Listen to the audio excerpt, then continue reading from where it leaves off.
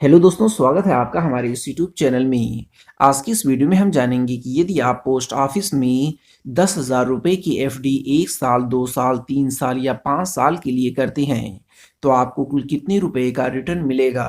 वैसे आप नीचे कमेंट करके ज़रूर बताएं कि आप पोस्ट ऑफिस में कितना रुपया लगाना चाहते हैं, ताकि मैं उसी के अनुसार कैलकुलेटर से कैलकुलेट करके बताऊं कि आपको कुल कितने रुपए का रिटर्न मिलेगा। तो चलिए जान लेते हैं post office fixed deposit scheme 2026 के बारे में पूरी जानकारी। जैसे कि टैक्स बेनिफिट कितना और कैसे मिलेगा, समय से पहले पैसे की निकासी करने पर क्या होगा, पोस्ट ऑफिस एफडी और बैंक एफडी में कौन सा बेहतर है, एफडी खाता कैसे खुलवाएं, इसके लिए कौन कौन से डॉक्यूमेंट्स की ज़रूरत होगी, कितने पैसों से एफडी शुरू कर सकते हैं, कितना ब्याज मिलेगा, नॉमिनी फैसिलिटी है या नहीं, खाता को एक पोस्ट ऑफिस से दूसरे पोस्ट ऑफिस में ट्रांसफ़र कर सकते हैं या नहीं। ये सारी जानकारियाँ आज की इस वीडियो में मैं आपको बताऊंगा। तो आइए दोस्तों, सबसे पहले जानते हैं कि टैक्स बेनिफिट हमें कैसे और कितना मिलने वाला है। तो देखिए दोस्तों, अगर आप 1 साल, 2 साल, 3 साल या 5 साल के लिए सामान्य एफडी करते हैं, यानी कि बिल्कुल नॉर्मल एफडी जो होता है वही एफडी करते हैं, तो आपको कोई भी टैक्स छूट नहीं मिलेगी। लेकिन यदि आप 5 साल वाली टैक्स सेविंग एफडी आती है पोस्ट ऑफिस में, जो सिर्फ और सिर्फ 5 साल के लिए होती है, जिसका नाम ही होता है टैक्स सेविंग एफडी। इसमें अगर आप निवेश करते हैं तो जो टैक्स एक्ट है उसकी धारा 80C के तहत आपको 1.5 लाख रुपए तक की छूट मिल जाएगी। इसका जो लॉक इन पीरियड होता है वो 5 साल होता है, यानी कि आप जब इसमें पैसा एक बार जमा कर देंगे तो आप इसे निकाल नहीं सकते हैं। ठीक है, प्री मेच्योर निकासी की सुविधा इसमें नहीं मिलती है। अब मैं आपको एक उदाहरण लेकर के समझाता हूँ कि आपको आपकी सैलरी कितनी है और उसके करस्पॉन्डिंग आपको कितना बजट होगा, कितना फायदा होने वाला है। तो देखिए, उदाहरण के माध्यम से मैं आपको समझाने की कोशिश कर रहा हूँ कि मान लेते हैं आपकी साल भर की कुल आय जो है 6 लाख रुपए है। आप इस 6 लाख की जगह आपकी जितनी सालाना आय है उतना रख सकते हैं। यहाँ पर मैं 6 लाख रुपए लेकर के चल रहा हूँ, यानी कि मंथली आपकी मैं मान के चल रहा हूँ 50,000 रुपये जो है सैलरी है। तब आपको क्या होगा, 5 साल की अगर आप एफडी करते हैं टैक्स सेविंग वाला, तो आपको कितना बेनिफिट मिलेगा, 1.5 लाख रुपए का बेनिफिट मिलने वाला है, टैक्स बेनिफिट। तो ये बेनिफिट कैसे मिलेगा, तो देखिए, टैक्स अब जब 1.5 लाख रुपए पे तो आपको टैक्स बेनिफिट मिल गया। आपकी सैलरी कितनी थी, 6 लाख रुपए, जिसमें से हम कितना 1.5 लाख रुपए घटा देंगे तो बचा कितना, 4.5 लाख रुपए। इस 4.5 लाख रुपए पर अब आपको टैक्स देना पड़ेगा। और हम जानते हैं कि 4 लाख रुपए जो होता है उस एक अमाउंट तक, यानी 4 लाख रुपए तक कोई भी टैक्स नहीं लगता है। तो 4.5 लाख रुपए में से हम 4 लाख घटा देंगे, हमारा बचा कितना, 50,000 रुपये। अब इस 50,000 रुपये पर हमें टैक्स देना पड़ेगा। और टैक्स कितना देना पड़ेगा, 5%, क्योंकि स्टार्टिंग जो टैक्स होता है वो 5% से स्टार्ट होता है। तो इस 50,000 रुपये पर आपको 5% का टैक्स देना पड़ेगा। ओके दोस्तों, अब आगे देखते हैं। अगर आपकी ब्याज, ये देखिए, ये तो टैक्स की बात होगी कि अब आपको केवल 50,000 पर टैक्स देना पड़ेगा।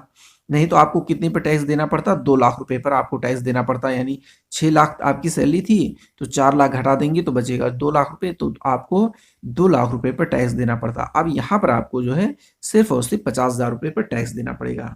अब आप यहाँ पे देख सकते हैं कि आपको कितना बेनिफिट हो रहा है, कितना नुकसान हो रहा है। वैसे तो बेनिफिट ही होगा, क्योंकि 50,000 पे आपको टैक्स देना पड़ रहा है, वहाँ पे आपको 2 लाख रुपए पे 5% का टैक्स देना पड़ता। ये एक बात हुई। दूसरी बात ये है यहाँ पर कि अगर आपकी जो ब्याज बन रहा है, जैसे आपने एफडी में पैसा लगा लिया, अब आपका जितना ब्याज मिलेगा 1 साल के अंदर, मान लेते हैं 40,000 रुपये अगर बन रहा है, तो आपको कोई भी टीडीएस नहीं कटेगा। लेकिन 40,000 से ज़्यादा अगर आपका बन रहा है तब आप, सॉरी, 40,000 से कम अगर आपका बन रहा है तब आपको टीडीएस नहीं कटेगा। लेकिन 40,000 या इससे ज़्यादा बन रहा है 1 रुपये भी, तो आपको टीडीएस कटेगा। लेकिन अगर आप सीनियर सिटीजन हैं तो आपको 50,000 रुपये यहाँ पर लिमिट होती है। टीडीएस क्या होता है ये आपको मैं बता दे रहा हूँ। देखिए, आपने पोस्ट ऑफिस में कुछ पैसे जमा किए, अब आपका 1 साल का जो ब्याज मिले बनेगा वो अगर 40,000 से कम है तब आपको कोई टीडीएस नहीं कटेगा। लेकिन 40,000 रुपये से अगर ज़्यादा आपका बन रहा है, सामान्य नागरिक अगर हैं और अगर आप वरिष्ठ नागरिक हैं, तो 50,000 रुपये से ज़्यादा अगर आपका बन रहा है, तब आपका जो बैंक वाले हैं वो साल भर के अंदर 10% आपका काट लेंगे ब्याज में से। यानी कि 40,000 मान लेते हैं आपका अगर बन गया है 1 साल में ब्याज, तो इसका आप 10% जो है बैंक वाले काट लेंगे। यानी कि 4,000 रुपये बैंक वाले ऐसे ही आपका ले लेंगे हर साल। ठीक है, टीडीएस के रूप में। आगे देखते हैं, समय से पहले निकासी यानी कि प्री मेच्योर विड्रॉल। ठीक है, देखिए कभी भी हमें पैसे की ज़रूरत पड़ जाती है। अगर आपको पैसे की ज़रूरत पड़ गई और आपने एफडी जो किया था वो 5 साल के लिए किया था, लेकिन हम साल भर हमारा हुआ या 6 महीने हुआ, अब हमें पैसे की ज़रूरत पड़ गई, तो उस केस में क्या होने वाला है, तो यहाँ पर इस चीज़ के बारे में मैं आपको बताऊंगा। देखिए 6 महीने से पहले अगर आपको पैसे की ज़रूरत पड़ती है तो क्या होने वाला है, आप पैसे नहीं निकाल सकते हैं, कुछ भी हो जाए। ठीक है, ये 6 महीने का लॉक इन पीरियड होता है कि मतलब आपने पैसा जमा कर दिया तो 6 महीने तक तो आप पैसा निकाल ही नहीं सकते। अब देखते हैं आगे, 6 महीने से 12 महीने अगर आप कर रहे हैं, देखिए अब 6 से 12 महीने के बीच क्या होने वाला है, अगर आप इस दौरान एफडी तोड़ते हैं तो आपको एफडी पर ब्याज नहीं मिलेगा। तो जितने रुपए की भी आप एफडी मिल रही थी, जितना रुपया आप जितने साल के लिए आपने लगाया था, अभी आगे मैं आपको बताऊंगा कि ब्याज दर कितनी होती है साल दर साल। ठीक है, तो आपको यहाँ पर ब्याज ही नहीं दिया जाएगा बिल्कुल भी, अगर आप साल भर से पहले और 6 महीने के बाद अगर आप एफडी तोड़ते हैं तो आपको सिर्फ पोस्ट ऑफिस की सेविंग अकाउंट का जो इंटरेस्ट रेट होता है 4%, वही आपको ब्याज मिलेगा। ये एक बड़ा नुकसान हो सकता है, सीधी सी बात है। आप कहाँ 6-7% के चक्कर में थे, आपने सेविंग अकाउंट तोड़ दिया, एफडी तोड़ दिया आपको, तो अब आपको केवल 4% का मिलेगा ब्याज। आगे देखते हैं, 1 साल बाद अगर आप तोड़ते हैं तब क्या होगा, अगर आप 1 साल बाद एफडी तोड़ते हैं तो आपको एफडी की ब्याज दर से 2% जो है कम ब्याज दिया जाएगा। यानी जितने रुपए की आप एफडी किए थे, मान लेते हैं 5 साल के किए थे और हमें 7.5% का इंटरेस्ट रेट मिल रहा था, तो अब इसका 2% हमें कम मिलेगा, यानी कि हमें 5.5% का ब्याज मिलेगा। ठीक है, साल भर के बाद अगर आप इस एफडी को तोड़ देते हैं, ये एक नियम है कि पहले अगर हम पैसा निकालते हैं तो हमारे साथ क्या क्या हो सकता है। यहाँ उदाहरण के रूप में मैं आपको यहाँ पे समझा देता हूँ। देखिए अगर आप 5 साल की एफडी करते हैं तो उस केस में आपको 7.5% का ब्याज मिलता है, वार्षिक ब्याज, और उसे आप 2 साल बाद तोड़ देते हैं तो आपको इन 2 सालों के लिए 7.5% नहीं मिलेगा, बल्कि 7.5 में से 2% हम घटा देंगे, 5.5% का ब्याज जोड़ा जाएगा। आपका जितना जिस टाइम आप तोड़ेंगे उतने टाइम तक आपको 5.5% के हिसाब से आपको ब्याज मिलेगा। ठीक है, और साल भर से पहले तोड़ देते हैं तो 4% का ब्याज मिलेगा जो सेविंग वाला होता है। आगे देखते हैं, पोस्ट ऑफिस की एफडी और बैंक की एफडी में हम कंपैरिजन करते हैं कि कौन बेहतर है। मैं 2-3 एस्पेक्ट में ही करूंगा कंपैरिजन। वैसे तो पोस्ट ऑफिस की जो एफडी होती है वो बैंक की एफडी से बेहतर होती है, एक लाइन में यही जवाब होने वाला है। ठीक है, देखिए सेफ्टी की अगर मैं बात करूं तो देखिए यहाँ पर पोस्ट ऑफिस में जो होता है सॉवरेन गारंटी मिलती है, यानी कि पैसा डूबने पर चांस जो है यहाँ पर 0% है।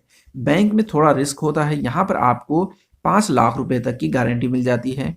अगर बैंक डूब जाता है तो आप मान लेते हैं 10 लाख रुपए की एफडी किए थे, सॉरी यहाँ पे कुछ हो गया,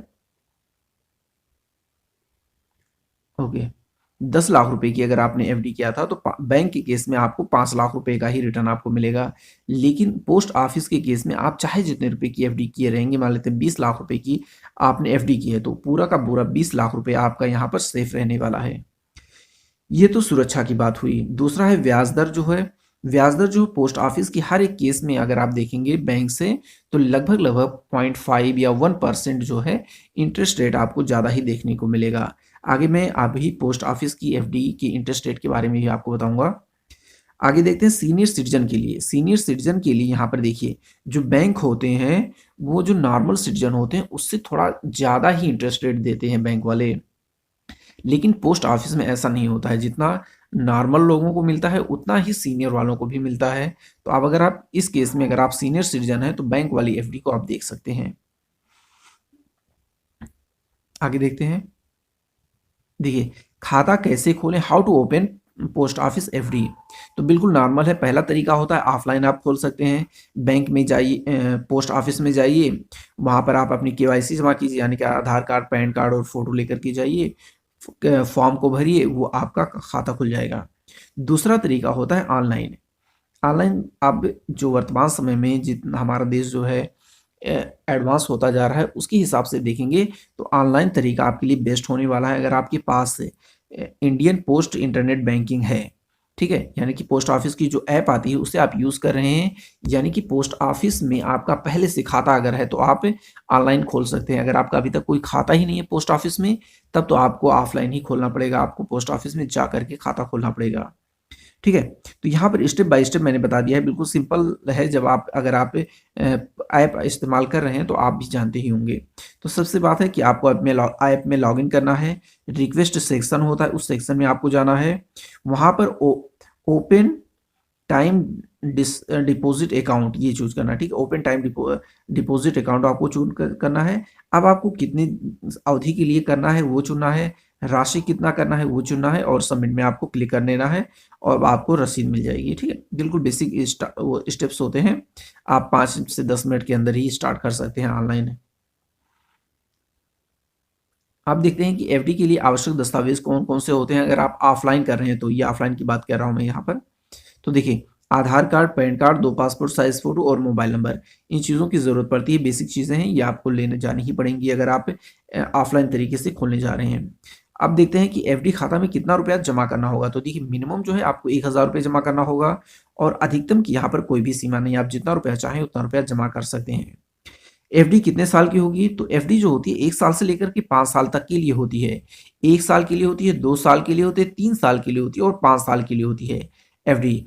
4 साल के लिए एफडी जो है नहीं होती है। ठीक है, आप चाहें कि मैं 4 साल की एफडी करूं तो नहीं कर सकते। इसके अलावा आप चाहे 6 महीने, 1.5 साल, 3.5 साल, 4.5 साल की एफडी करना, तो ये सब पॉसिबल नहीं होता है। ठीक है, बैंक में बिल्कुल सिंपल सा है कि आप पूरे 1 साल के लिए कीजिए, चाहे पूरे 2 साल, पूरे 3 साल और पूरे 5 साल, ये 4 ऑप्शंस आपके पास होते हैं। इन्हीं के बीच आपको एफडी करनी होती है। नॉमिनी जोड़ने की सुविधा, तो बिल्कुल आप अपने पोस्ट ऑफिस की एफडी खाता में नॉमिनी को जोड़ सकते हैं। खाता ट्रांसफर करने की सुविधा भी आपको यहाँ पर पोस्ट ऑफिस में मिल जाती है। अगर आप किसी भी कारणवश एक शहर छोड़ करके दूसरे शहर में जा रहे हैं तो आप पोस्ट ऑफिस में दूसरे शहर में, जो नए शहर में आप जा रहे हैं, वहां पर अपना एफडी खाता ट्रांसफर करवा सकते हैं। अब देखते हैं कि ब्याज दर कितनी मिलती है पोस्ट ऑफिस में, इंटरेस्ट रेट कितना मिलता है एफडी खाता पर। तो देखिए, 1 साल की अगर आप एफडी करते हैं तो आपको 6.9% का ब्याज दर मिलने वाला है। 2 साल की अगर आप करेंगे तो 7% का आपको ब्याज मिलेगा। इसी तरह से अगर आप 3 साल की एफडी करते हैं तो आपको 7.1 यानी 7.1% का ब्याज मिलेगा।